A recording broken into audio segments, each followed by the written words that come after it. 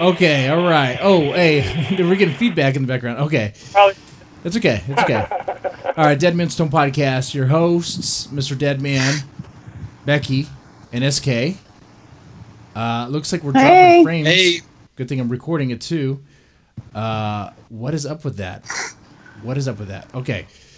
Anyway, and our guest tonight is James Ward Kirk. Yay! Yay! And yay, you got it right. I got it right? Holy hell. I know. Holy shit.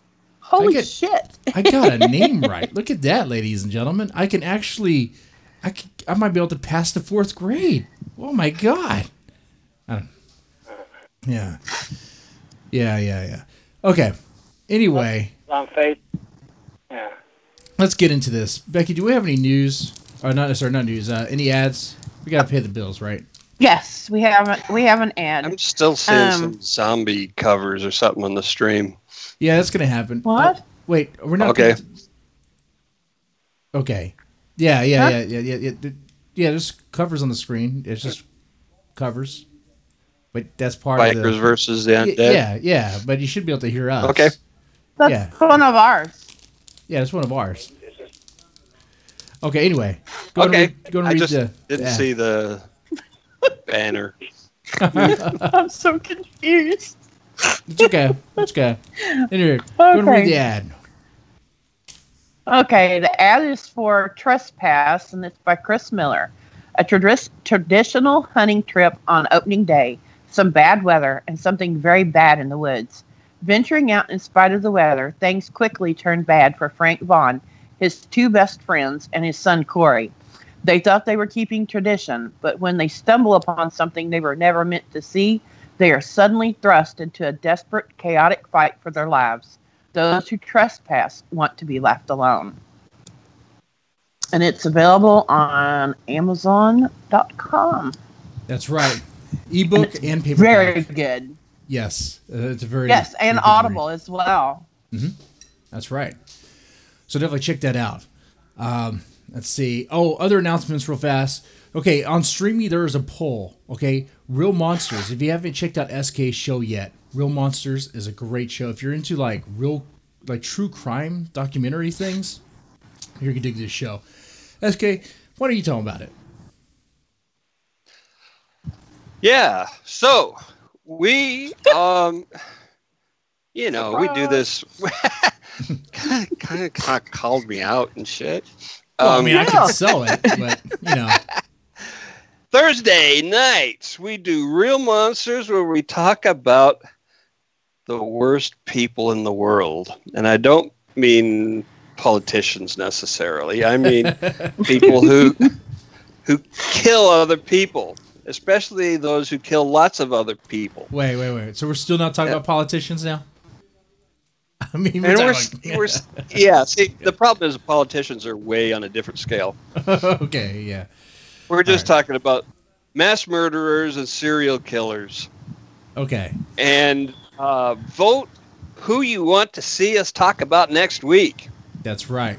Jeffrey Dahmer, the Italian axe murders in where was it? Missouri, St. Louis, I think. Think so. Gacy. Or yay! We have the option of write-ins. Yeah, other. If you don't vote, you can't complain. That's right. And I'll just pick somebody. Mm-hmm. And the podcast is on at 9:30 CST. Yeah, Central Time on Thursday nights. That's right. Okay. Other than that, And it's a good show. If you're not listening to it yet, you should be. Yeah, definitely check it out. All right, well, with that out of the way, I guess let's get into it. All right, Mr. Kirk, we're going to go into who you are and what you do. First, I think we need to take care of some news pieces just real fast. And feel free to chime in. Feel free to at any time, okay? Okay. Okay, we want you to feel welcomed here. All right, Becky, I don't know about you, but I think we should probably take care of the one that everyone is talking about right now. You know which one that is? Yes, sir. Yeah. What's his name? Jussie? Okay. Smollett. Is it Smollett or Smollett? How are you supposed to say that? I'm saying Smollett because I can pronounce that. I'm saying Smollett. Jussie Smollett. Okay. Yeah, he could be Smollett. French. Yeah. Yeah, I don't think so. Could be Cajun. Okay. Yeah. Okay. No. Chicago police arrest 2 black suspects in attack on Smollett. Okay. Wait, hold on. The investigation. Time out. Yeah. 2 black suspects? Are they sure they got the right people? Are they sure they got the right people? Because I could have sworn he said there were two white dudes.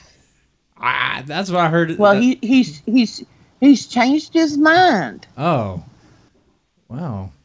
I guess he got confused. He's changed a couple things, but okay. You know, the investigation into black actor Jussie Smollett, and it's Jussie, not Jesse. I would think. Jussie, Jussie, yeah. account of being beaten in a racist, anti-gay attack took a sharp turn Friday when police announced the arrest of 2 black men they believe assaulted the Empire cast member. At least one of the men worked on the TV show that he was on. Whoa. Plot thickens? Like... Dun, dun, dun! Yeah. They're wearing MAGA, too. Do they wear MAGA hats?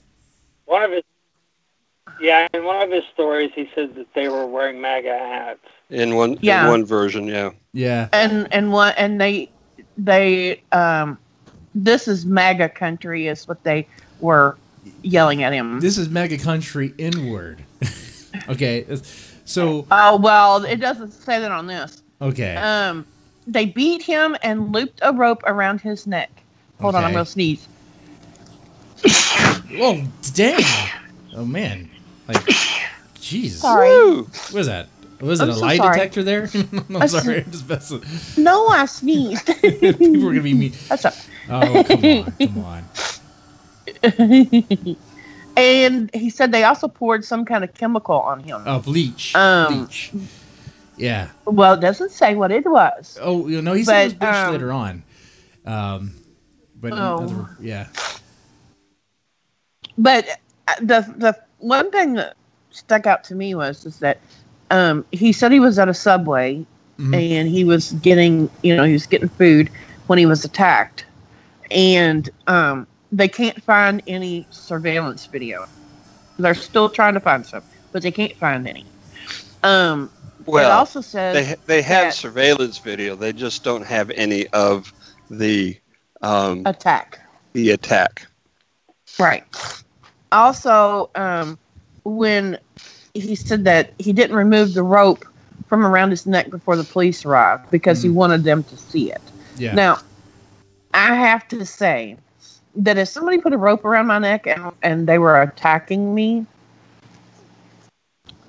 the first thing that would happen when they let go, that rope would be off.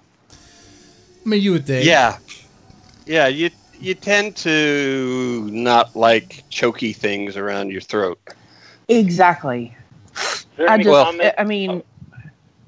ahead. Just jump in. I just wondered if there were any comments about rope burns on his neck. No rope burns. In fact, I believe there was, and I didn't actually read this. I just heard it. I heard that it wasn't even really a rope, but I don't know that exactly. But the injury there's a photo of him with his injury, and it's like a little mark below his eye, like a little scrape. It was like, okay. I don't even see that in this picture. No, in this picture, no. This picture's not where he was injured. Oh, okay. Let me see if I get that picture. He's not been injured. He's full of shit. That's what he is. That's what I'm thinking. A lot of people think of that. Sorry, and I know that's just people, my opinion. People might be mad at us, be like, you got to listen and believe. But his story went all over the place it was like, what? Well, he changed it, and he didn't want to give him his cell phone because he had personal, stuff in there. Yeah. Bull crap, somebody attacked me. I'm going to be giving him my phone and going, here, y'all need to look at this. Now, here, check this out. I know some might say, well, being a black minority, or being black and gay, he might not be feeling very trustworthy with the police. But he waited 2 weeks to hand over that information. 2 weeks. And it was redacted and all that. That's weird. But notice, too, if you look at the headlines that came out, like when it was first announced, he reported a hate crime to the police, right? He said it was like 2 white dudes. This is a MAGA country, N-word, and they lynched him, or they tried to lynch him through bleach in his face or whatever. That's the first thing. The second article that came out was when he wasn't cooperating. It was just pretty much the police calling him out, like, he's not handing over his phone, and we might be investigating him because this might be a hoax. And then the story today is, we arrested 2 dudes. They're Nigerian guys. Yeah, by the way, we arrested people. And they worked on the same show. Or at least one did. I'm like, wait a second. Is this a setup? Like, and then... Like, where's the it just is off. It just doesn't make any sense to me. It just screams of bullshit. Sorry.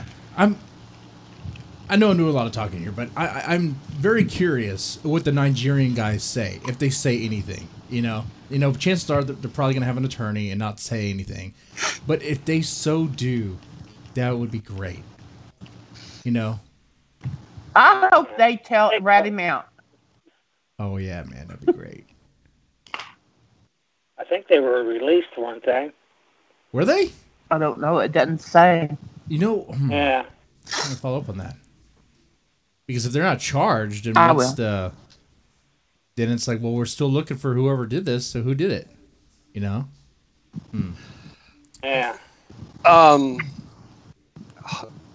Hate crimes that turn out to be hoaxes are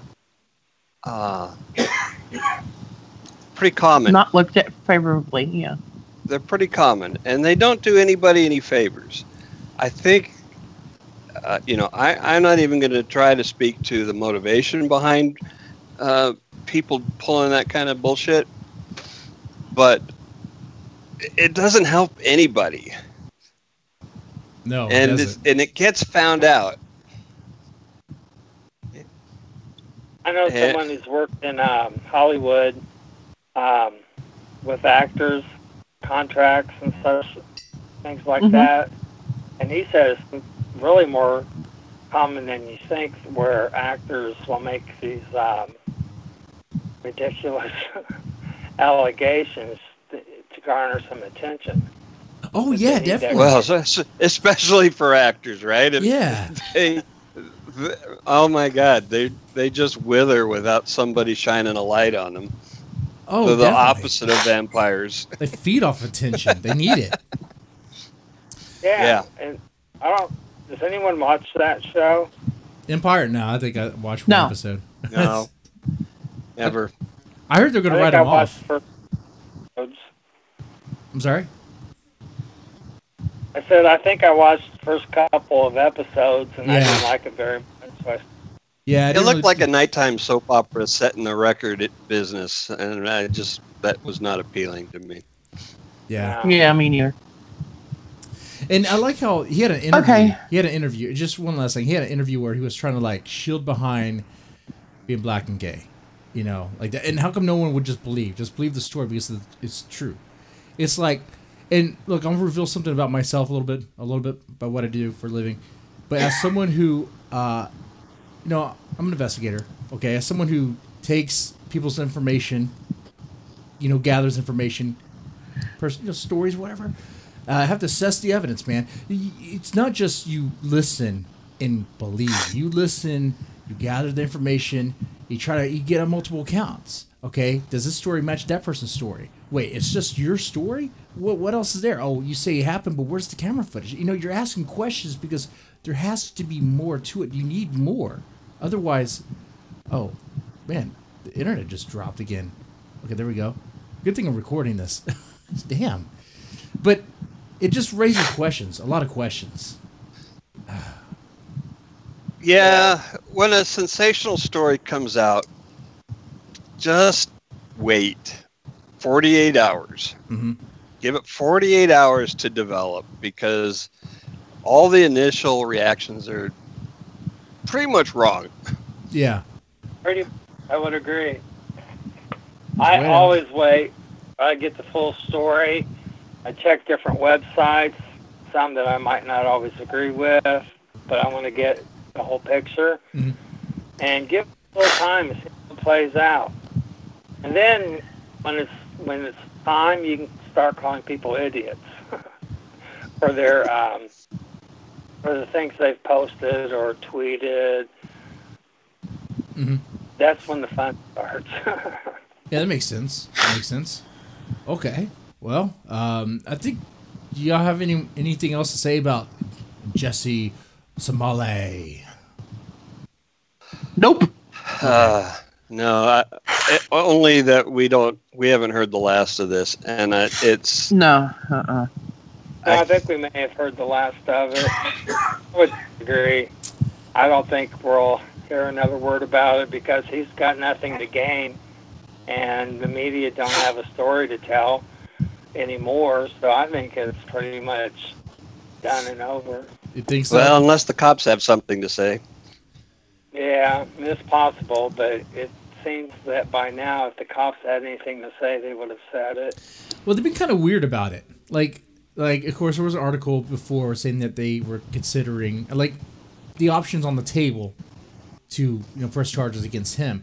But then there was the other one where they say no evidence of hoax but no evidence was, of course, quotes. That's pretty much police talk for no evidence at this time. You bet your ass they're asking questions. Yeah. If they get the chance to. Most likely, though, the Nigerian guys, they probably have attorneys. It could be just a studio thing to cover his ass. It could be his manager trying to cover his ass for making a stupid lie like that. It could be some insider shit that we're never going to know about. That might be like a conspiracy level thinking right there. But, I mean, what else? No, I mean, you never know everything that's going on in a situation unless you're part of it. And even then, probably not. Mm-hmm. So, but the people who do, it's definitely going to be those Nigerian guys. They know something. Just, maybe just respond to the email. Respond to one of those emails that they send you, the Nigerian prince scam, and maybe they'll tell you. I swear, when I heard it was Nigerians, I was not those Nigerians. I was like, Wrong Nigerians, Jussie. Are we sure they're not Nigerian princes? Are they not Nigerian princes? No, they're actors. I don't think so. Oh. Yeah. Nigerian princes could be actors. No, they can't. How do you know? How do you know? Is there like some sort of guild? It's in the bylaws. Oh, it's in the bylaws. Okay. It's in the bylaws. Yeah. All right. What's the next story? Shut up, SK. Real life sex doll says plastic surgery is way better than sex. Well, you would if you A Finnish woman claims plastic surgery is better than sex, and her ultimate goal is to look like a real life sex doll, despite her obsession nearly killing her. 22 years old, went under the knife at age 18 to get the first of 3 boob jobs. 3 boob jobs? Yeah. I only see 2. No, she didn't get 3 boobs, SK. She got 3. She got it done 3 times. Jobs. I thought you meant she got jobs on 3 boobs. Yeah. Yeah. Where's the Blade Runner? In Finland, in In Finland, they don't do plastic surgery. So when she was 18, she went to Estonia to have her first boob job. Getting implants was one of the best days of my life, but they were not as big as I wanted. After my second boob job, it became apparent to me that I had an addiction. Over the forked out $20,000 on breast implants, $5 on a nose job, and $1,000 more in lip fillers and Botox for herself. However, her sugar daddy, who she has never met in person, paid for her third set of boobs. She's gone from her natural B cup to a 30 double G. Wow. G. That's horrible. G for good God. Whoa. And by the way, I just noticed our stream went offline for a brief minute. I don't know what's going on here with this internet. My internet's fine, but the stream is messing up. But like I said, I'm recording it and all this stuff. It just pissed me off when I see that. Sorry. Yeah. Sorry. But it's come back on. Damn, that pissed me off so much. Cool. You have no idea. So what about this almost killed her? Yeah.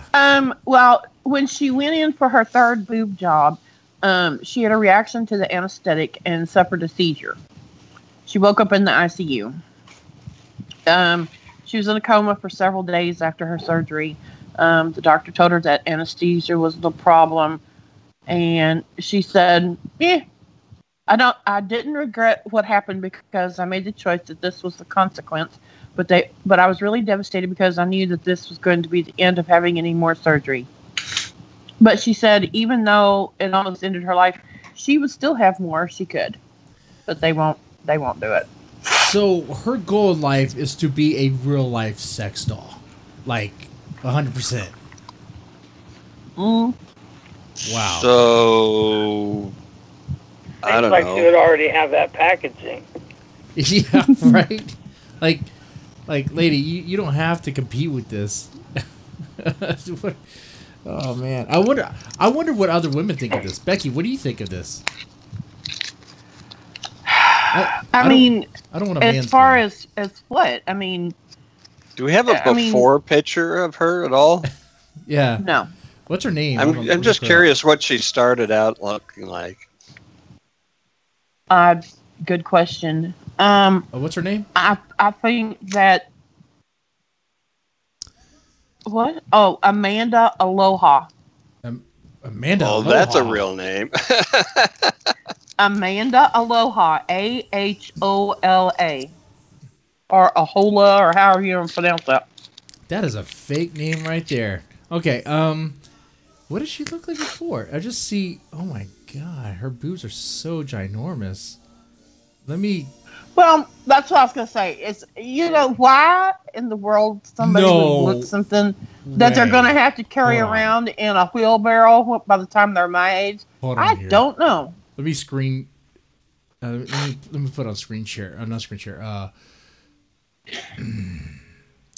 Let me put this. What I'm looking at right now. Let me just put my browser on.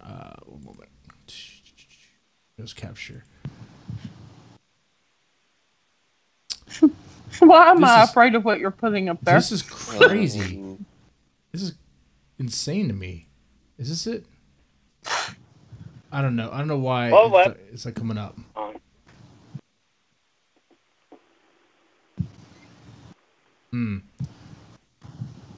I don't know why it's not coming up. That's weird. It's not wanting to come up. Maybe you know what? Let me just put it in the browser. Let me just do it that way.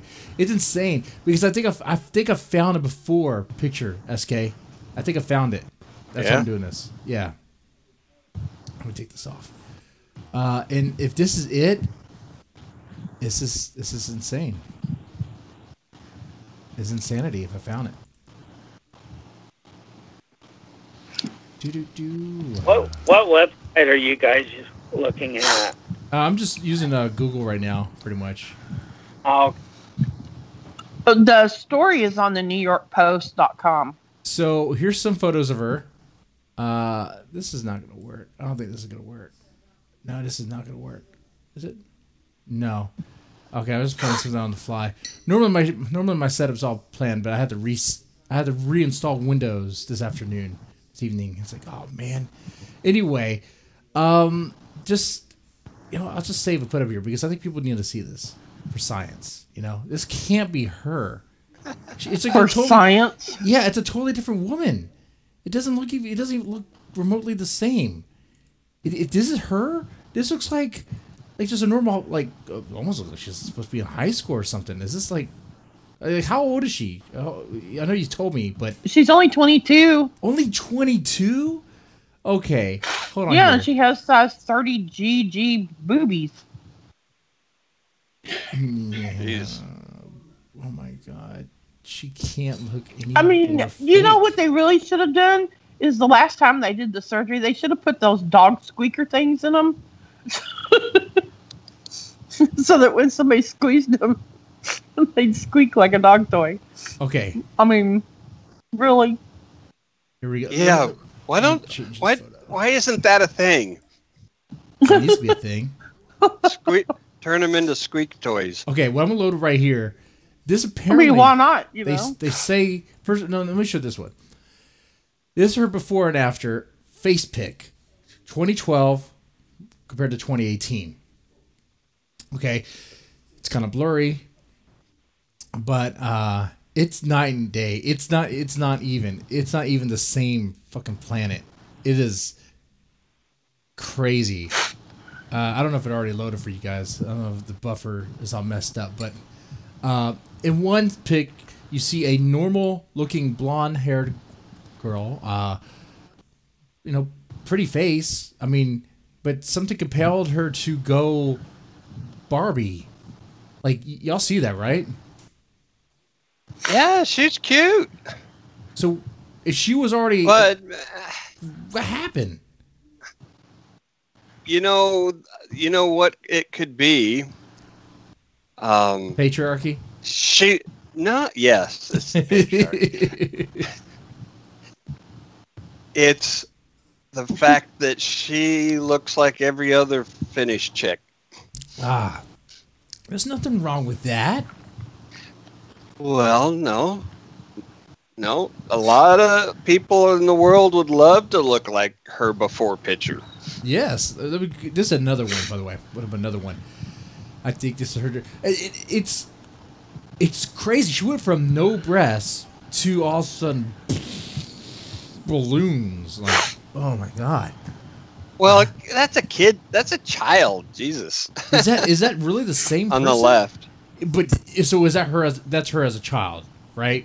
Yeah. 2012. Like, oh my god. Like, okay. And that's this one too. This picture comes up when you search her name. This must have been her when she was like, oh, first of all, it's all blurry and stuff. When she was like in grade school or something, I was like, what is this picture? So she was normal once. But then I'll load up this one. As the finisher. She was normal once. I like that. Yeah. Okay, Mr. Kirk, you have any thoughts? No, I was sitting here starting a new short story about all of this.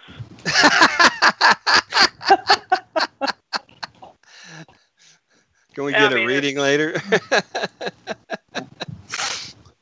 It's perfect. I mean, I think it's really sad. It is. On the one hand, okay, you don't like something about yourself, it's okay, do something about it. But she even admits that she knew it was an addiction. Where was the help for that? Mm-hmm. Yeah, where's her family? She didn't want help. Where's her mom? Who was trying to get her help? Where are her parents? Where's her friends? It's really unfortunate that she was a very pretty girl, and I say was. I think she's Yeah, the picture I see of her when she was young, she has brown hair. Mm-hmm. It's a black and white photo, so. Yeah, you can find somewhere where she had like kind of blonde. Oh yeah, there's some blonde hair. dark blonde. Yeah, light brown. Yeah, I'm on the New York Post website. I don't understand it. it is. I don't either.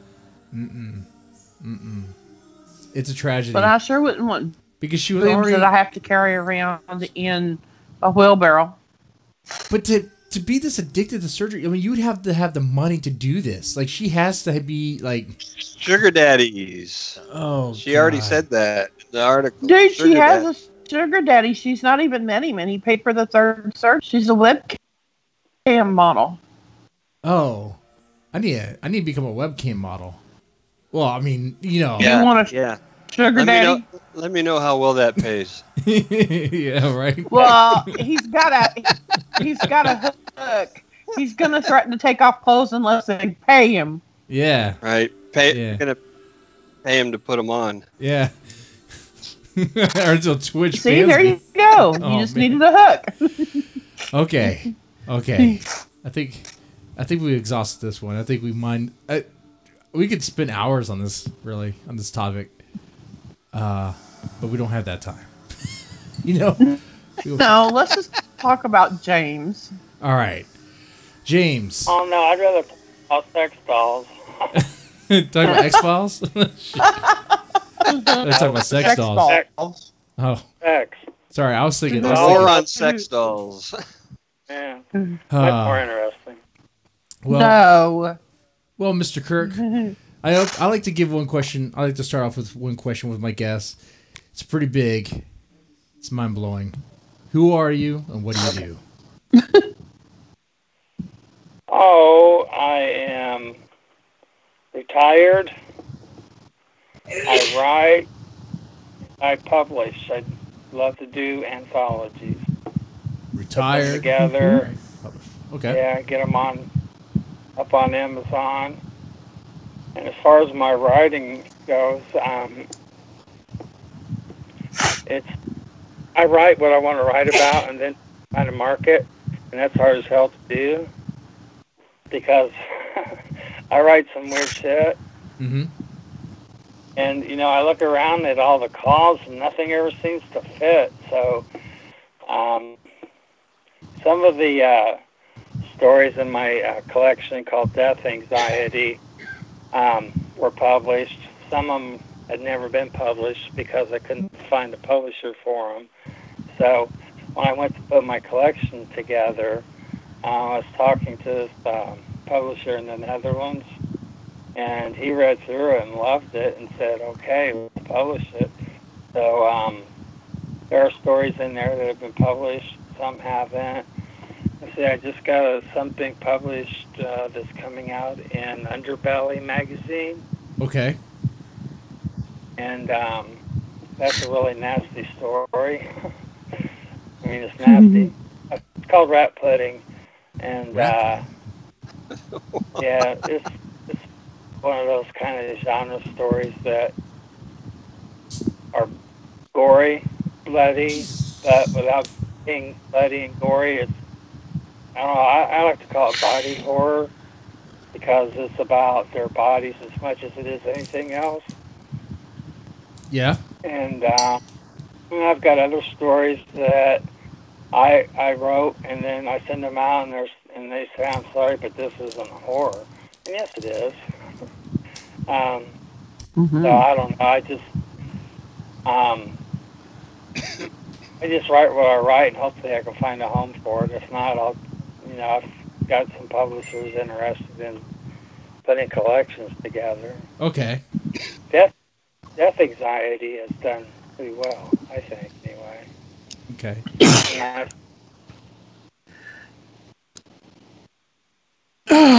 Excuse me. Well, that's Pardon very, me. very interesting. So how long have you been writing? Oh my gosh, since I was an undergraduate. Oh yeah. Yeah, my master's thesis was about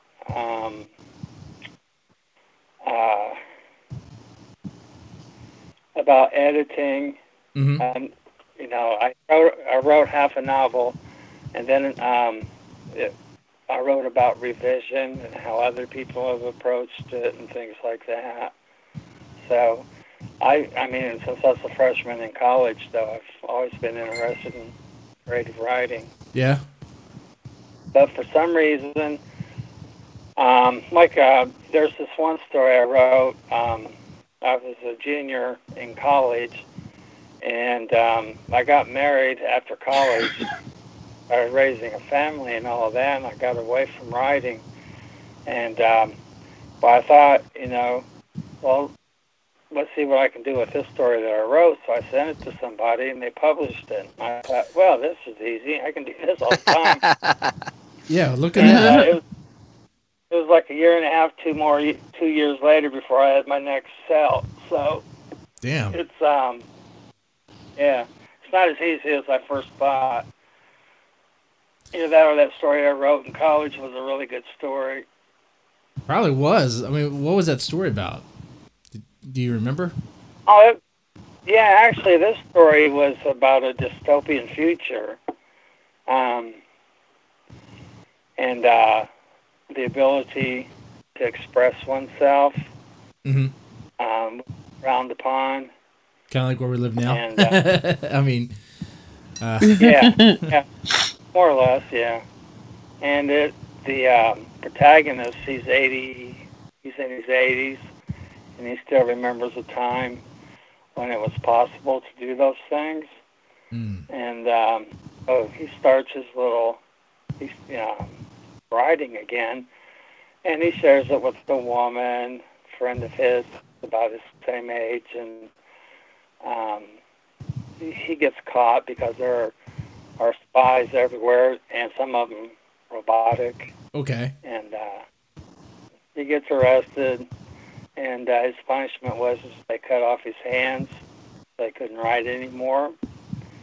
And but he had met a young woman while he was waiting for his sentence, and they kind of hook up afterward. And she said, write for him, and there are others that want to write too. Yeah. Yeah, so, yeah, and I think my very first love when it came to reading when I was a kid was science fiction. I just loved it. Yeah, I can see that. But I don't really write science fiction anymore.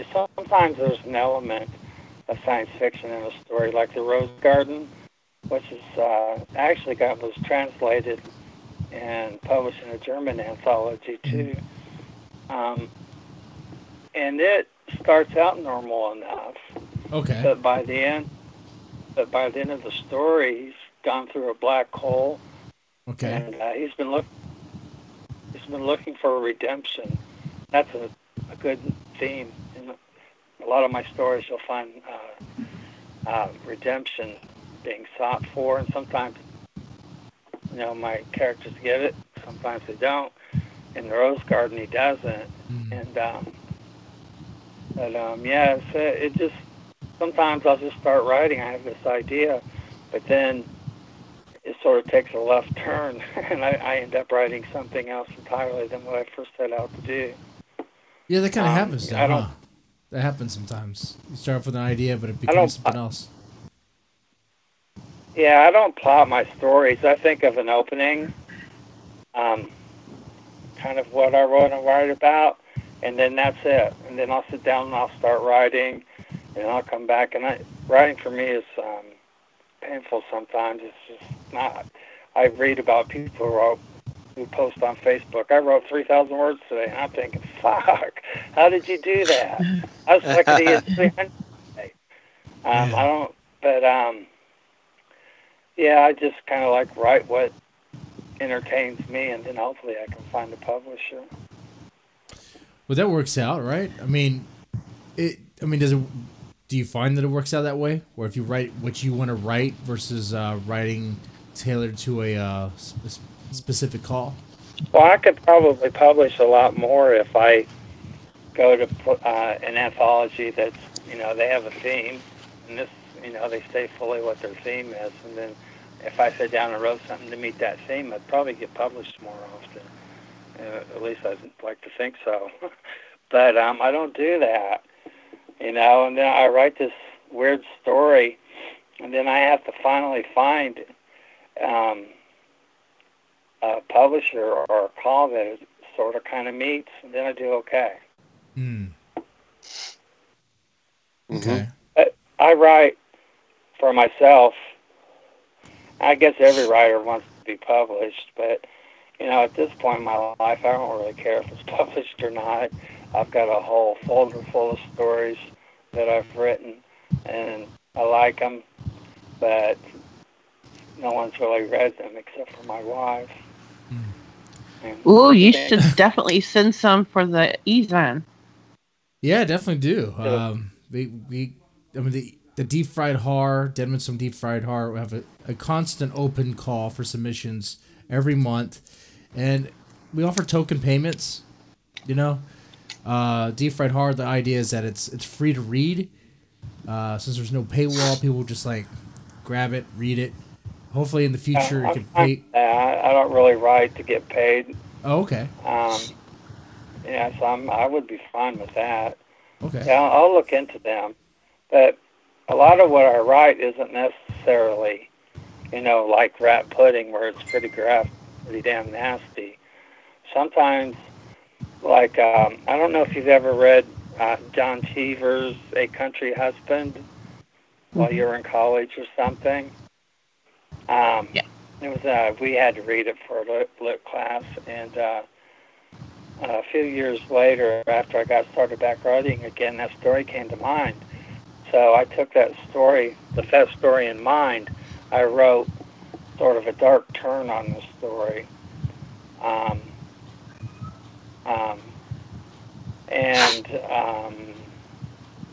I think it turned out really well. Yeah? Okay. But funny where you find your ideas sometimes. Well, I was going to ask, what gets you excited about a story? I mean, ideas, possible ideas, come flying at you all day long. And what makes you latch on to one over another one? It's something I have to feel emotionally. I like to have an emotional impact on my reader. I don't want them to say, finish reading a story and say, that was good. I want them to say, damn, I felt something when I read that story. Either, if I'm writing about a secondary character, like this story I have out now to a publisher about this old guy, Greek heritage, and he thinks he's the god of death. Yeah. And he goes from nursing home to nursing home, and he kills residents that are near death, have lost their mind, and mostly it's just their body still left alive. Okay. But I gave this guy that he killed a history. About his wife, his children. So that when this guy who, I let the reader believe for a while that he is Morse, the god of death. And then toward the end of the story, it becomes clear that he's just, he ain't right. He's killing these people more out of pleasure or duty, some self-imposed duty. But he's no god. He's just an old man killing people. Yeah. Okay. And I don't know if that's horror, if that fits a horror theme. I think it does, but I do. I'll find out soon enough. Well, I don't know why publishers take so damn long to make up their mind. I know. Really, because right?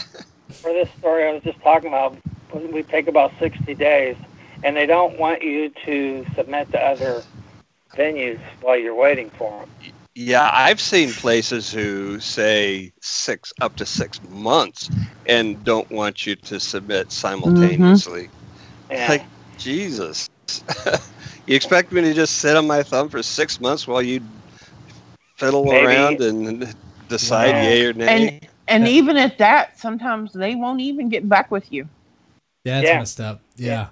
Like, I know I made a few mistakes where, like, I don't know, an email got lost or something. It passed me or something. But yeah, me personally, I try to make sure I get back definitely within the month. Damn it. Like, all of our projects are definitely on a monthly basis. Monthly or bi-monthly. So I need submissions right away. You're gonna get a response right away. You know? Yeah, that's the way I do. Unless you ask me every day. Yeah. An anthology I'm putting together right now called Sorrow, and I make sure I let the person know within 3 days that I received their story, and I do a good job of staying on top of everything, so I usually get back with them within a week or so to let them know whether I want the story or if I don't. Because that's one of the things that pisses me off. If they want me to wait 6 months when they've already got a list of their best friends that they're going to publish anyway. Yeah. Right. Yeah, that happens too. They have certain authors they like to work with. Maybe they struck gold, quote gold, or maybe just like working with them because it's easier because they all know each other. But I don't know, man. And I doubt it's the whole struck gold thing because I would like to see that happen. Shit. In this industry, come on. All right, man. So sorry, go ahead. What was the name of the site you said that was looking for stories? That's my site. Yeah, Dead Man's Tome. Deadmanstome. Oh yeah, that's us. What is it? Deadmanstome. Deadman.net. I'll send you the link sometime. Okay, that'd be great. Mm-hmm. I'll send it right now. Now, what kind of horror do you guys like the most? For the easing, it's pretty much general. I know this month, February, is kind of themed around Valentine's because it's February and all. But other than that, it's pretty much open. Whatever comes in, comes in. I do have like themed anthologies. Like right now, I'm calling for submissions for a special anthology called Monsters versus Nazis, where I'm looking for. They don't really have to be horror stories, but horror, dark fiction, satire, whatever, within that vein, about monsters, classic monsters, Lovecraftian monsters, ripping the shred out of some Nazis. Okay, so for that one, I kind of lifted the whole horror thing because I wanted entertainment with that package. People are going to read that to be entertained, you know? So. Okay. Well, I'll send you a story within the next day or so, and if you don't like it, that's fine because that happens. And if you do like it, that's great. Mm-hmm. And you can put it on your website for people to read. That'd be great. Awesome. That'd be great. So, haven't written. Oh, and send the podcast story too. Yeah. I like the one you started writing on the podcast, based on the sex doll. Oh. Oh Lord. That one's already. Now you have a book is it coming out or is it already out? Yeah, I have a novel out called Metamorphosis, and it's about a young woman. She her name's Monica McDowney, and she wants to be a private detective, and so she does the kind of thing she needs to do to get a license, but along the line she gets trapped in a snare of serial killers, and they all sort of circle or revolve around a central serial killer that they refer to as God. Oh. And Teresa Scott Matthews, she's giving it a read for me right now, and she likes it, and Donna Fox has read it, and she likes it. It's my first novel, so it's not going to be perfect, but I liked it, and some, reviewers have liked it, so I'll have to read that. Yeah, I wanted to write a series. I'll get you a PDF of it, Becky. Okay. Oh, awesome. Thank you so much. Or a Kindle Bird copy. And so I find this book interesting. Metamorphosis, right? That's what he said? Yeah. Okay. Yeah, Montgomery County novel. All right. And some of my friends have been pressing me to write another book in the series because I intended it to be a series of novels. Cool. And all right. Got about 25,000 words into the follow-up. Mm-hmm. and I'll probably finish that up. And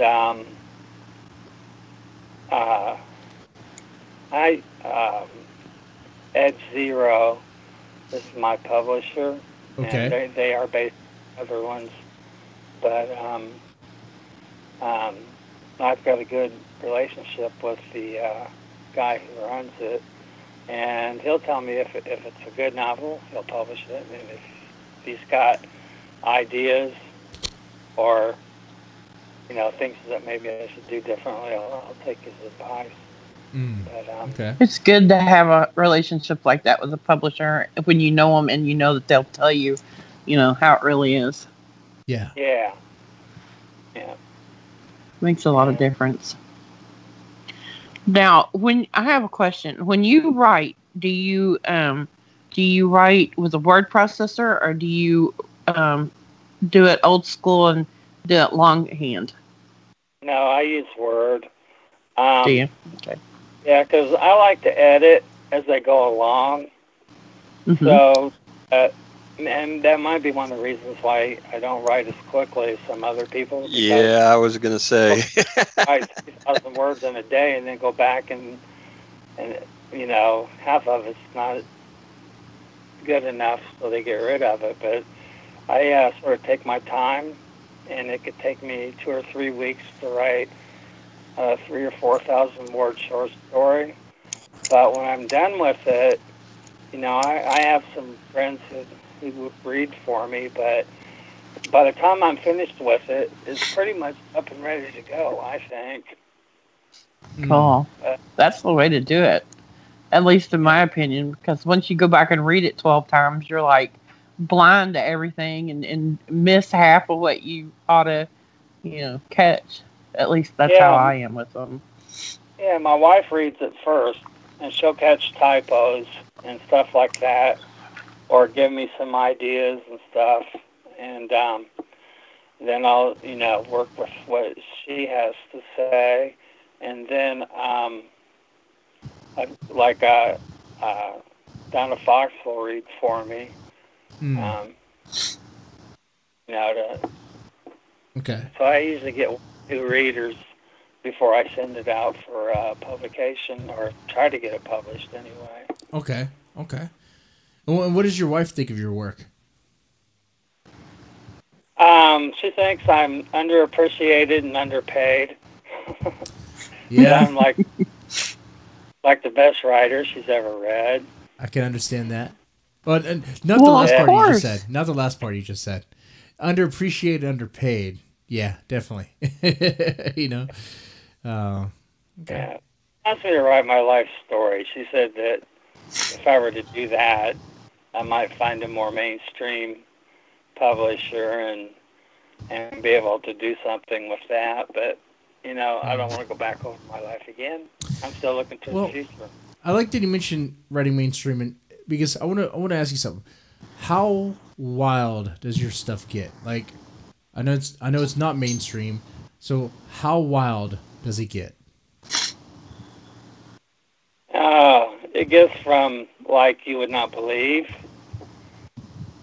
It's so wild. Okay, that's give me an like example. That story rat pudding I was talking about. There's this predator, and he looks like a rat in the face, and I describe his features well. And he's at the mall, and he's looking for a heavyset woman, and he finds one, and he feeds her, feeds her until she's 650 pounds. Ah. And then he impregnates her. Oh well. And okay. There's all kinds of stuff that's pretty gross. Yeah. And at the end of the story, she gives birth, and the baby's missing a leg, but it doesn't bother Winston because, he's just that kind of guy, so he carries the baby out of the house with its one leg, and that's the end of the story. Oh, wow. Okay, I got a question about the story. Whoa, what? So he's a rat guy. He's like... Yeah. Okay. Mm-hmm. His name is Winston. Winston. And, that explains it. Yeah.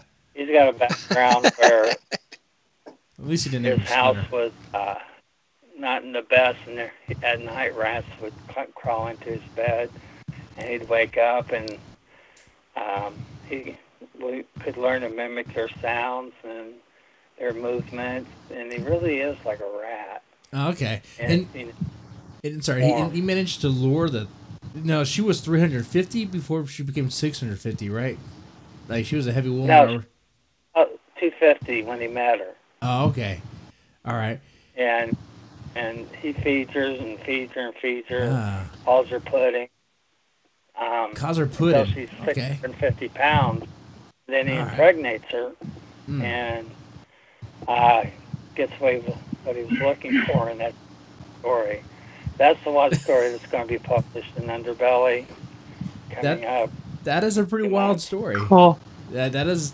I don't know how you top that. I mean, you have a rat that brings a. I mean, I guess he's a chubby chaser. He brings. It wasn't a neat process. He's about the body positivity, huh?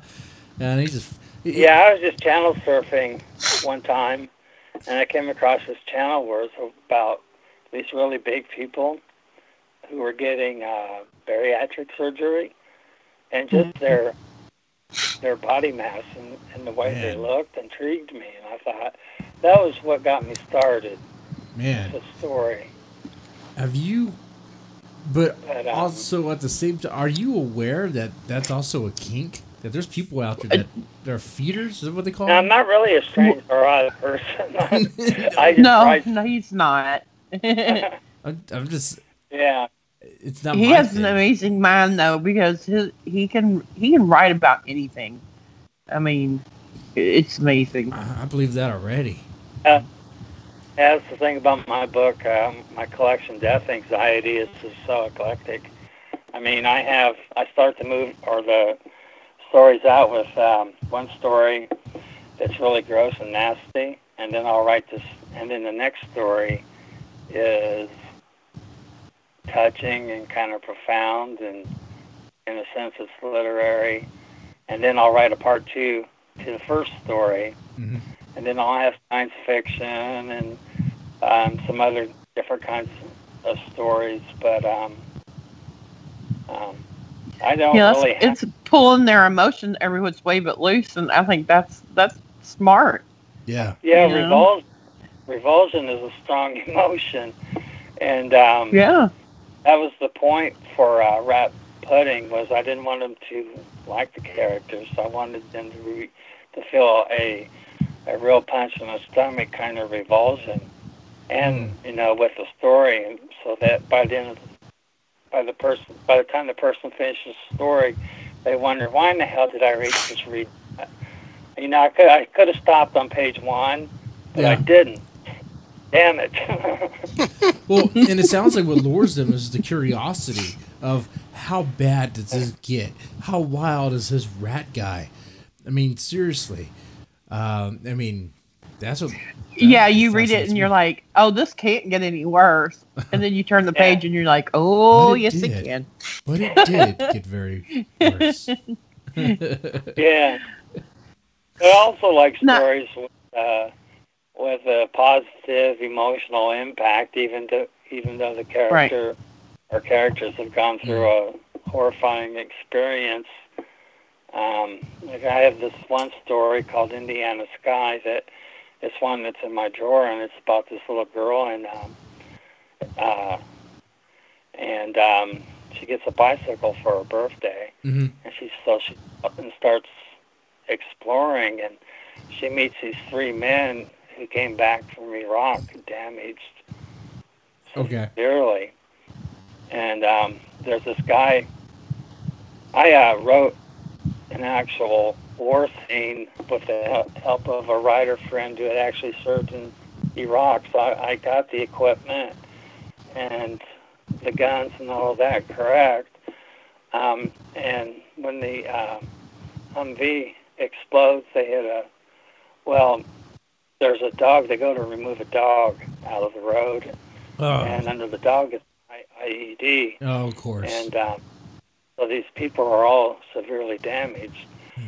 And the guy who was in charge of their little unit there, is going around and killing these soldiers that were so severely wounded, and it's all seen through the eyes of an 8-year-old girl, and oh wow, and how she changes by the end of the story. And I gave a sort of ending where you wonder if she's, because one of the guys had a service dog that was also very old and wounded, and she sees all of this, and she has the word with the guy who's killed the 3 soldiers, and the story ends. She put her arm around, I can't remember the name of the dog, but she puts her arms around, well, I'll say Fido. She puts her arms around Fido's neck, and then that's in the story, so you don't know if she's hugging the dog for comfort, or if she's going to kill the dog and put it out of its misery, Oh, sort man. of up to the reader to decide. But that's the story I talked about that I wrote. I couldn't. People kept saying that it's not a horror, but maybe it is. I don't know. But that's one of those stories I have in a folder somewhere that I wrote and hasn't been published. That's interesting. War. It's not a horror. War and running around killing people. I would think that would make it horror. Yeah, like one of the guys was, he had been burned severely. And each morning his wife would roll him out in his wheelchair on the porch. And that's more or less where he spent his biggest part of his day. And, as the sun moved the sky, after a while, he was in pure sunshine. And his skin was very sensitive. And his mind was mostly gone. All 3 of the soldiers that were severely wounded were very much injured emotionally and mentally as well as physically. Yeah. But that's a form of psychological horror. That's definitely. I have found from experience, maybe I'm wrong here, but when people say, "Oh, that's not horror," they're expecting like a monster or something. They're expecting something like that. Or demons or some shit. Yeah, I know. In all the years I've been publishing for 10 years now, and I've never once published a werewolf or vampire story or a zombie story. Those tropes have been done to death, and I have many no times interest over in reading them or writing them. And that's gets me in trouble sometimes because I don't go back to those familiar tropes, of a monster in the woods. Yeah. Or out in the wilderness, trapped, and is it a werewolf? Is it, what is it? And, it's just, to me, that's not interesting. What's more interesting to me is the human interaction and how that creates the horror. Definitely. If not having an actual monster is that if that makes it where it's not a horror, then American Psycho wouldn't be horror. Is American Psycho horror? I would think it's horror. Yeah. Yeah. Definitely. Yeah. It's not a romance. Yeah. Definitely not. No. But although a serial killer stories, they do kind of fascinate me to try to get into the mind. They're good. Like I have a story called Block that this guy, he's a detective and he's just huge. He's like weirdly huge, but he's got two serial killers, and of course I'm trying to think of the 2 prototypes. One where it's all planned out and very finely detailed, and the other serial killer is spur of the moment.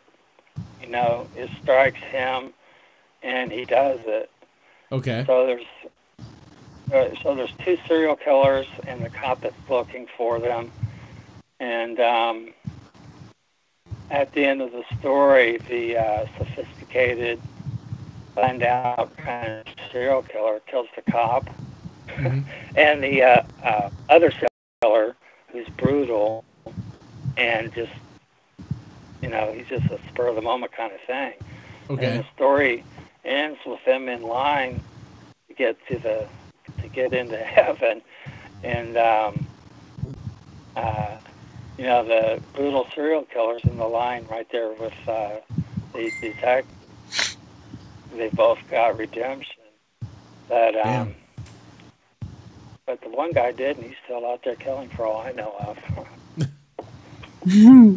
Now you have a couple of readings that you'd like to do, don't you? Well, I don't know. Or a reading?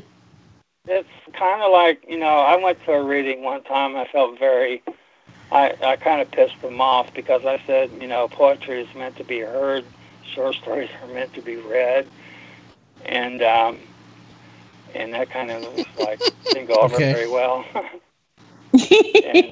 Well, we'll let you say that. It's okay. Yeah, you can read a But, But story. if you don't want to do a reading, you don't have to. Well, let me see. Would you like to? I can read a little bit of. Let me get the other story up. Rat pudding. Yeah, if you can read a little bit of rat pudding. Yes. I want to know how the rat guy lures the woman home. Like, does he hit on her? Does he have a good pickup line? Like, how does he do it? Or does he just snatch her up? Like, what's his He game? offered her a brownie and she followed him. You hush. Is that all it takes, Becky? Is that all it takes? I don't know. Huh. It takes a little while before he gets to her. I can read the beginning of the story, the first couple of paragraphs, if you like. Sure. Wait. Yeah. He impregnates her. Is there... Yeah. What about that scene? Is that a sex scene? Is there a sex scene with the rat guy? I mean, we probably can't read that out. Read the book and find out. Read it and find out. .com is called Death Anxiety, damn it. Okay. Okay, I'll just read the first couple paragraphs. Okay. Okay. Okay. Winston Benjamin looked like a rat. He was happy with it. He wore a slight mustache to accentuate his two large front teeth. He had never shaved, so the hair on his cheeks was soft. His hair was dark, and he applied a product to make it sleek and shiny, and he wore it long around his pockmarked face. Winston was a mouth breather and a smoker, and he often sucked in his cheeks as he breathed. When he wanted to, he could tap his tongue against the gums of the top of his mouth, imitating the sound of a rat perfectly. He could perform a hungry rat, an angry rat, and a lustful rat. There were others, but he saved those for special occasions. Winston was a rat expert. Okay, second paragraph, and then I'll stop. He loved going to malls. He loved looking at all the pretty people and envisioning rape and blood and murder.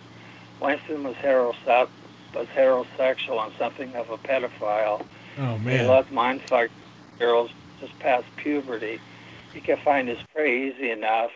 Girls enjoyed the scent of food, especially because they feared eating it. Being a fat teen was just out of the question. And then it goes on from there. Man. It's about a 4,000 story. I have to read this. I like the way you described him. You know? Yeah, I did too. You could see him. It made me think of a certain... Let me read this. Okay, go ahead. Let me read this one paragraph where Okay. I introduce pudding. Okay. Pudding. She was perfect, a squat woman, around 5 foot and 4 inches, about 350 pounds. She squished on aisle, sucking a chocolate bar like a nympho gobbles cock. Okay. White, limp, and greasy brown hair, no matter how often she shampooed. Dressed in pink spandex, strutting as if the universe evolved fully to suit her. She was perhaps 25 years old and sported the brown promise of a mustache. Winston liked a mustache on a woman and hairy arms, as though it was a scientific fact that abundant body hair on a woman guaranteed a pronounced sex drive. She was braless, her breast shaped like squash and hung over her abdomen like sweaty socks. She was healthy. Okay, so Healthy. that's Healthy. pudding. Oh, you have a pretty good sense of humor there, man. Yeah. She's healthy. Yeah. Wow. Okay. Okay, pink sounds like spandex. America. When he got to that, I went, no. Yeah. No. Yeah. I would, yeah. That's my kind of woman right there. I know you did. Uh-huh. I'm like, man. How tight were they? Were they so tight? Were you, man. Camel toe? Look, they were spandex. Do you need to know anything else? Well, it says here, Winston walked to the middle of the aisle and stopped as she passed by. He saw enough ass crack to drop a small pizza into and watch it. Sure. She moved like pudding. Yes, he thought, like vanilla pudding. I shall name her Pudding. Vanilla pudding. That's Okay, awesome. okay. Now, had she been black, I mean, what would it be? Chocolate pudding? I mean, come on. I mean, yeah. Well, I don't know. I didn't. For some reason. But I love writing deplorable characters. They're so fun. They're so fun. They're so fucking fun. Okay. That was great. I like that. Man, if you have another paragraph you want to share, feel free to. Well, I'll do this over on my side, huh? Yeah. Yeah, it gets worse from there. It gets worse? Yeah. Yeah. Like how worse? I'll read a little bit. Yeah. Pudding lay spread out wide, face down on the king-size mattress, her tremendous weight on her knees and elbows, her ass high in the air like a pear split down the middle. Her flesh shared the consistency of a pear. Wax paper lay next to her head, crumbs of chocolate sprinkling the wax like rat droppings. Mary's mouth and nipple shines was chewed and slobbered chocolate drilled from her mouth. He saw, I'm skipping a paragraph. He saw Pudding reaching for his head. But her arms were too short to succeed. He pulled his head out from between her cavern. Is everything okay, Pudding? Her body lay limp, spent, and looked like a helpless turtle turned upside down. He stroked her back, soft seductively. The romance thing about girls from the stereo in the living room. And she says, "You can fuck me now." He mounts at her, nibbling at the back of her neck. Winston's tiny penis barely made it past Pudding's via menorah and into her vagina. His ejaculation, however, was what was for the ages. He shot hard and deep, so copiously that sperm spilled from Pudding's vagina as the tunnel came backed up. Oh man, we need images for this. Pictures. No, sorry. Oh hell, are we still? I think we're still streaming on Twitch. Which is fine. Which is fine on Twitch because they have chicks that are halfway naked anyway. Oh. Yeah. Yeah, some guys they like their women big, don't they? Hey, you know, some guys do. That is BBW porn for a reason, right? Yeah. Right. They do? Yeah, they do, Becky. There's even Lord. I think there's even SBBW, like super big, beautiful women. Or ultra big, beautiful women. You know? Or, yeah. Or just GBW, ginormous, beautiful women. Yeah. Oh, well, Lord. Pudding isn't. She's not attractive. But And where's pink spandex? Yeah. Now, Winston's a little guy. And, you know, he's not. He doesn't have a large frame. He's just a small little guy. Okay.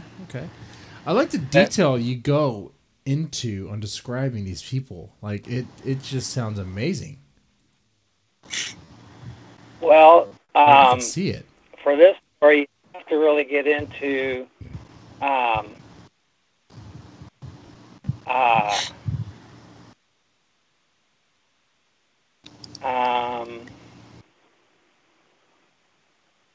you sort of have to get into. I mean, since the story's about them, you have to get them from top to bottom, inside and out, in order to be fully effective.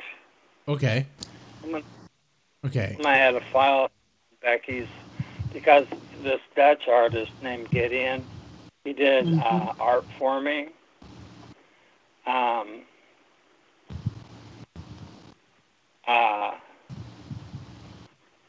Okay. It's really wonderful.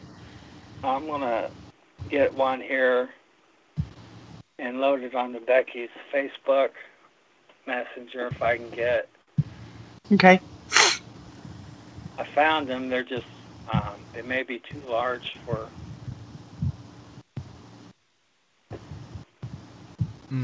Okay. Well, I can't get pictures of them, but I just added one, and we'll see. Okay. Now, so what other stories? Because this story is available in the Death Anxiety, right? Death Anxiety. Yes. Yeah. Okay. Yeah. And that's available on Amazon. Okay. Yeah. All right. What other stories are in Death Anxiety? Well,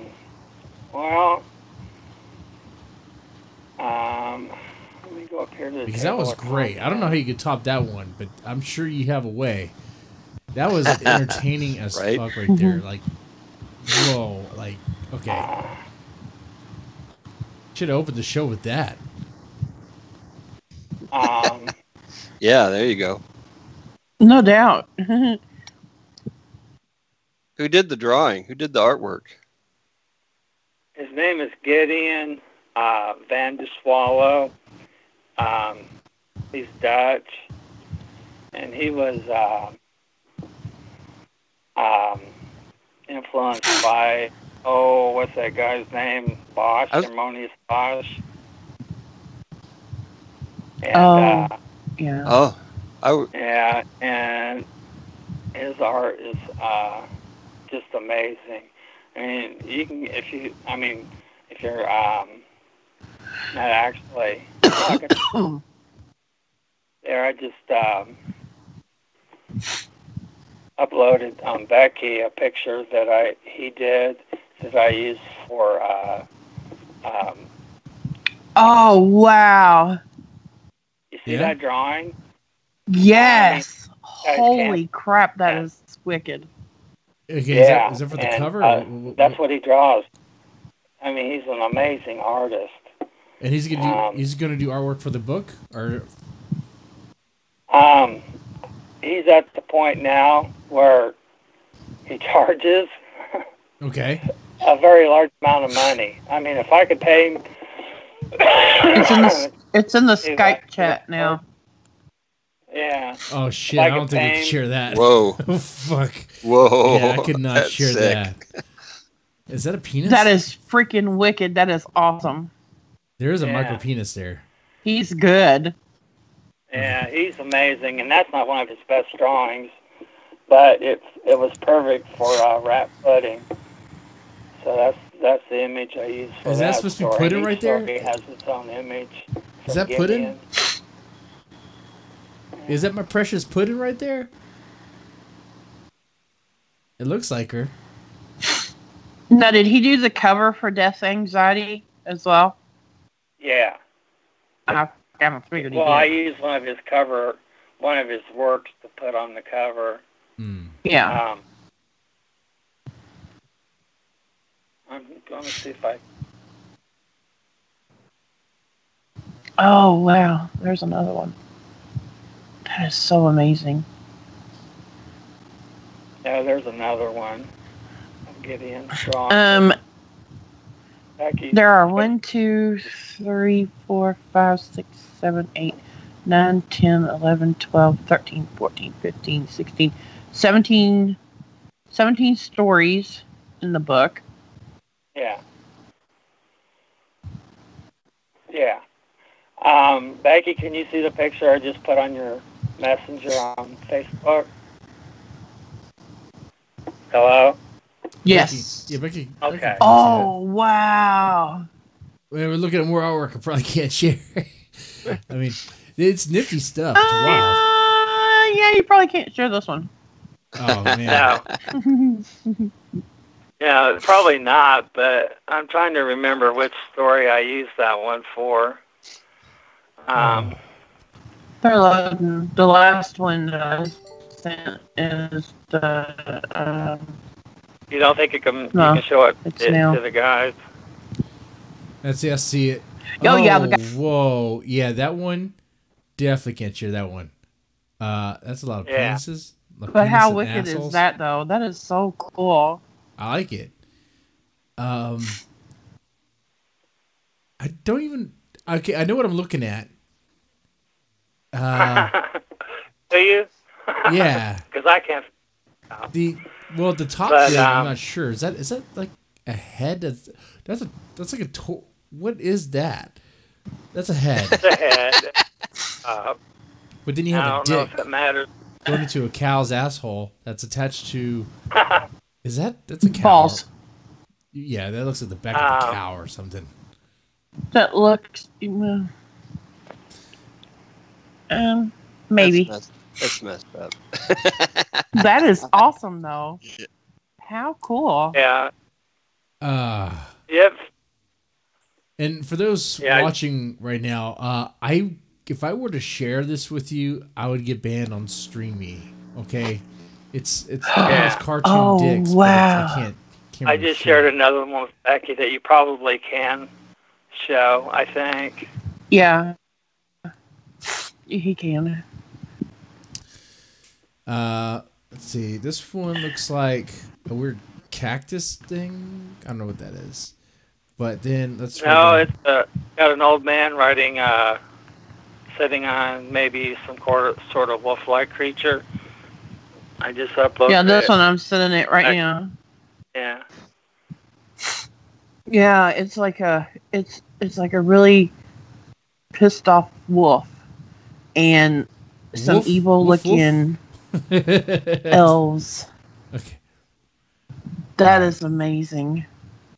Wow. Yeah. He is an amazing artist. Amazing. He's just incredible. All right. Well, I just uploaded it. When I see it, when it pops in Skype, there it is. I'll see it. And if it's something like a share, I'll put it on I OBS. love that. Now, which one are you looking? This is not really helping the a listening audience as we ooh and ah over art that they can't see. Okay, I could share this one. Finally, I can share this one. Maybe. Okay. This one's a big dick. You guys ready to see a big dick? Nixon? I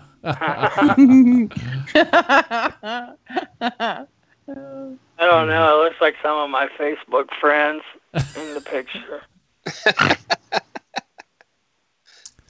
I mean, while you're this doing last that, one that I'm sending you, load this photo. You could send that to him. Okay. It's the time when you thought that you would quit writing, that you didn't want to write anymore. No, I don't think so. I got kind of sidelined by getting married and raising a family, but hell, I just turned 60 in January last month, so now I've got all kinds of free time to cause trouble. I'm doing an anthology, and I have an idea rolling around in my head for another short story. But right now it's just sort of like an echo. It'll come to me. Okay. It will. Oh, Now, I I think think I his got to book, teach Death and- Jesse how to transform the images to the right aspect ratio. oh Lord. Oh no, it's just loaded. Yeah. Now, in death anxiety, Jesse, rat pudding has a part 2 in here. Okay. Oh man, what happens in the part 2? We didn't tell you to read the book. That doesn't help. What happens in the part 2? Come on, give me a little tease. Give us a little tease. Okay, I'll give you Yeah, come on. Winston gets picked up by another serial killer, Okay. and he gets raped and killed. And then it goes on with this guy runs sort of a motel that's really out of the. It's rarely seen or used or occupied, but he takes Winston, he rapes him, and then he kills him. And then it goes on from there. Okay. Okay. So with his wife. So the rat They guy. keep the baby. So the rat guy gets his desserts. He gets what he deserves, right? Is that what I'm hearing? Mm-hmm. Yeah, Okay. but by somebody that's possibly worse than he is, Well, which you I know. guess is. No, that's how it works, right? The fish gets eaten by a bigger Yeah. fish. Okay. Yeah, he got eaten by a bigger fish. Uh-huh. All right. See, that's selling me on it. That's selling me. I know the whole read the book, but here's the thing. I mean, you gotta sell a little bit. You gotta tease a little bit. No, James didn't give it all away. James didn't give it all because No, it's about how I gave it away her happens. It's thing. about how it happens. You know, like, I don't know. Like from what you told me, especially when you told me about the one with the rat, Winston and the pudding. Now I want to read it because there's a whole bunch of gold in what you just read, but there's probably so much more in what you did not read. That's hilarious stuff. That's not a horror. Yeah. That's a comedy to me. I have tried. And It's that horror. says more about Jesse than anything. Yeah. Yeah. I'm gonna buy a copy tonight. Is it available right Yeah. now? Yep. Yeah, I It's had in my one guy Kindle. read. I had one guy read rat pudding for me, and his response was, "My God, man, that's disgusting." And then he unfriended me. So No, really? yeah, yeah. Oh my God. Well, that's kind of harsh. That's not a real friend. John, That's a square. I'm just That's- old grandpa, you know. People would never know me at the checkout line at Kroger. No, looking at me. Well, maybe if they did look at me, they might think I would write something like that. I don't know. But No. it just goes to show you never know who you're standing next to Oh, you in a never know. grocery That's store right. or movie theater. You just never know.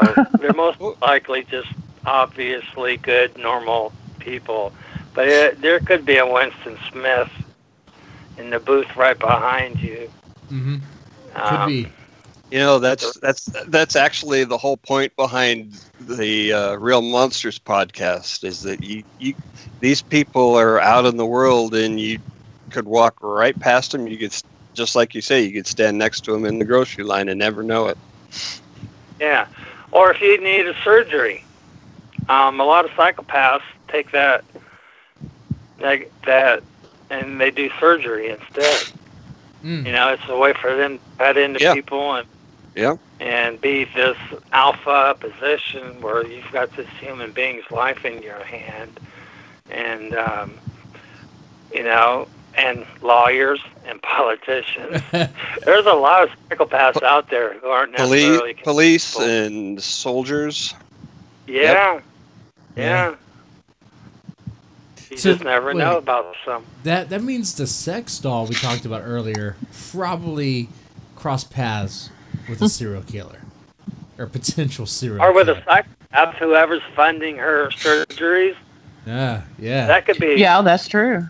Sure. psychopath. You know, he's getting off by having this woman cut on and made to look ridiculous, Maybe it's her doctor.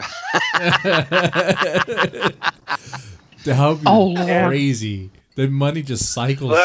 There's a story for you. Yeah, he's living in a small mansion in Lithuania, and he's doing this all around the world, paying for people to have plastic surgery, and gets off on it. Well, there you go. There's a story right there. Yeah, right there. There you I go. know. Just all in how you look at it. Mm-hmm. Yeah. Sometimes you gotta, I dig that. Well, get down and get twisted, but it's possible. now we are coming towards the end here, but horror writers, y'all can twist anything. Yeah. I believe in you. Well, that's Just let me say this about Metamorphosis, my novel. yeah. It is completely different from Rat Pudding. I've got a heroine she's just the sweetest thing you'd ever want to meet. She gets through some tough situations. Uh-huh. She goes through a lot of trials and comes out on the other end changed, but in a good way. Okay. And I don't have scenes in Metamorphosis like I would in Rat Pudding. That's cool. Although, it starts out with a narrator who's obviously a killer, but it sort of sets the tone for the other serial killers in the novel. There are several of them. One is named Nathan, and his thing is to eat family pets. But they all know about... Ooh, sorry, what? Back up. His name is Nathan. He likes to eat family pets? He eats family. Family pets. Like his family That's or what he other does. families? Other families' pets. Oh, shit. They'll troll alleys and back streets and take pets and then take them home, kill them, and eat them. That's what he does. Is he Chinese? Oh my God. No. Just an old white. I mean, I probably ate dog before. I don't know. I mean, I'm just saying. I ate a shit ton of Chinese food. I think it's Korean. It's Koreans, huh? It is not as bad as you think. The joke, especially here in the Houston area. There's even, there was one. I think it was I think I know where this restaurant's at. At the back of it, they were skinning a fucking dog in the back of the fucking restaurant. Like, what the hell are you doing, man? You guys are crazy. Yeah. Well, anyway, Metamorphosis differently than Rat Pudding. Yeah. Okay. Gotta check that one out. I'll tell you what I'll do. I got that one too. I will buy the anxiety book. That's what I'm going to do. I'm going to put my money where my mouth is. I was impressed with Rat Pudding. I'm going to buy that book. Thank you. For those listening, if you made it this far, definitely do the same thing, because you read that. I mean, you heard that story. Was it not fucking hilarious? The way he described pudding was some of the funniest shit. Like that is like a meme you find on the internet. Like when I in the 90s, when I was on the internet, I was like what, in high school, whatever. There was a website called just making fun. Look, like I just love the way you described it. You just imagine just a large, grotesque woman wearing tight pink spandex. Oh, God. It's just nasty. Nasty. Yeah. But I think once you read, if you do get a copy of the book and you read Rat Pudding, the story that's between Rat Pudding and the part 2 to Rat Pudding is one. I think it's one of the best I've written. The Rose Garden, yeah. Mm-hmm. It is really amazing. Yeah, and it's the guy's riddled. I mean, he needs what needs happened? redemption. He's a bad, but Becky, you okay? He doesn't get it. Yeah, Jesse will love that story. Okay. Yeah, I'll check it out. The Rose Garden. Mm-hmm. Mm-hmm. That's the story where it takes a strong left turn when this the crickets stop making their noises. Mm-hmm. You know what? I just noticed something about the cover of Death Anxiety. The guy that's sitting down, if you look at his head, just stare at it, doesn't it look like a sphincter? Like between his eyes. Doesn't it look like Doesn't that what? A sphincter, an asshole. Maybe it is. I think that's supposed to be an asshole. Yeah. Yeah, he has an asshole face. Is it? Apparently, maybe. Yeah. There's something hanging down. There's some. His nose looks like it's hanging down like a flaccid dick out of an asshole. Weird. Yeah. Only Jussie. Only me. What? I want to psychoanalyze the artist. I want to do a whole Dr. Phil episode with him. Man, okay. He's talented, that's for sure. Yeah. And I just realized one of the photos. Ask your last question. Okay, what is your favorite horror movie and why? Oh my God, there are so many. I've seen. He's going to yell at me because I didn't prepare him. And I've seen a couple of movies where I went ahead and watched, and I took it out and threw it in the trash. They were so bad, but I think, oh my God, it's hard for me to pick my favorite horror movie because there are different kinds of horror movies. Yeah, you know what I mean. There's this one movie. The title escapes me that I watch once or twice a year. It's about these two girls, and one's psychologically damaged, and they end up in this house, and one of the girls kills the family because they're the ones that kept her and tortured her, and they're looking for, maybe it's called Martyr. I think so. It sounds familiar. Yeah, that one strikes me because, you know, their goal is to find out about life after death, but they have to turn this woman into a martyr first. So they just absolutely mess her up, and the old woman gets something out of the woman, even though she's splayed and been tortured and everything. And then she goes upstairs and she shoots herself in the head rather than share it with the other people. Yeah, martyrs.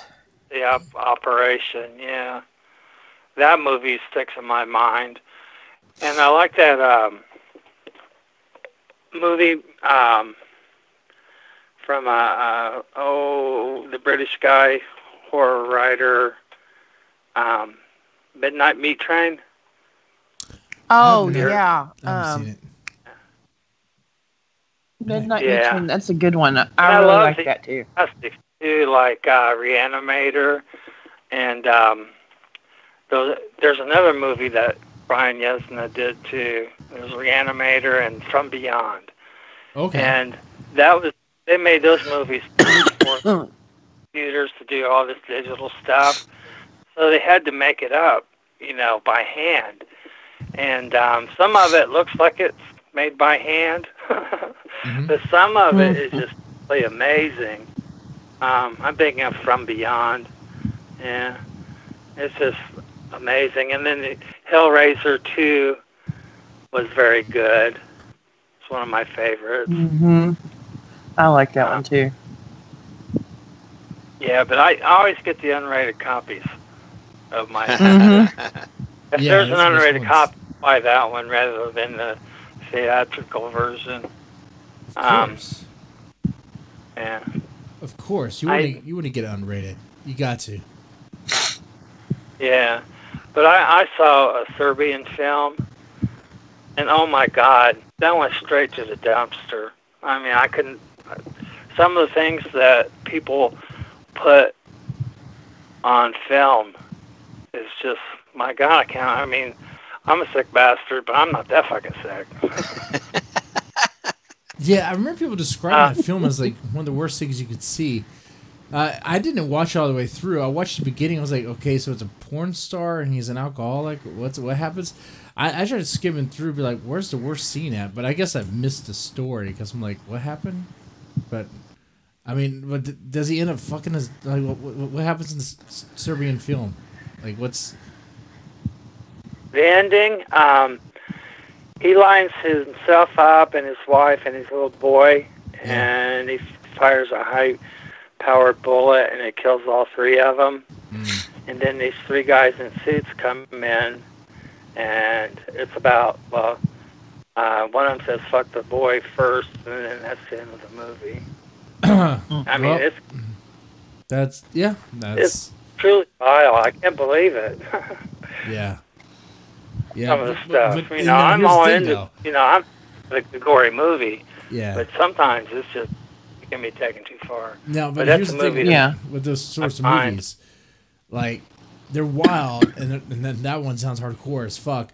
But shit like that happens in real life, as wild as. Oh yeah, that was the whole point. Mm-hmm. Yeah, Serbia is the kind of country where something like that might actually happen. Yep. Right. Mm-hmm. It's those kind of films that people in the movie want to see. Yep. They when they do these sexual things to these people, they have customers. They pay. It's a lot like that movie where the three friends are traveling around Europe and Saw? There's torture place. No, Hostel. Yeah. Hostel. Yeah, it's where people pay to go in and do these things to people. But Serbian film is about people who'd rather just, be one step removed, but go even further. All right, I just bought the Kindle version of Death Anxiety, so I'll take a look at it. Thank you. I'm gonna be staying up late installing some shit, so get ready for tomorrow's stream. Which, tomorrow's stream's gonna be interesting because I won't be here for that part. Hey Becky, are you still gonna be able to stream tomorrow? Are you for sure? Yes, I think so. Okay. All right. I'm gonna try as long as I have the internet to do it. All right. Yeah, I have a date night with the wife, so I won't be there. And when we're good, everyone's satisfied. You know what I mean? I might hop on and play games or whatever and do that. So. I feel like 7 minutes into the date. Yeah. All right. No, you didn't. And on a really bad note, James. Talk about Serbian film. No. No. I like those topics. Don't worry, you're not gonna offend me. Not really. No. Okay. Hey, he's like me. It would take an act of God, Congress, or some other place to offend us. Yeah. Yeah, Mr. Well, Kirk. Good. It's great having you on the show. You're welcome back anytime. You know what? If you want to do a reading anytime, let me know. You're welcome back anytime. I just want another teaser. And I'm going to read it now, okay? But I want to help you sell books, too, in that, like, people who don't know who you are, like, if they hear that tease, like, what the... This book is about what now? What? Oh, okay. Yeah.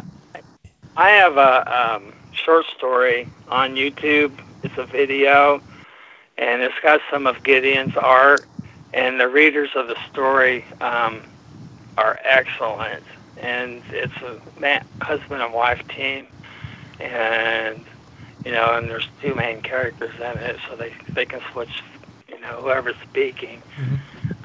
You might check that out sometime. All right. All right. Well, ladies, gentlemen, if you made it this far, press that thumbs up button, subscribe, follow. If you're listening to iTunes, share, and all that. Y'all take it easy. Yeah. Thank you so much. Okay, SK, nice Becky. Up for your night. Good night.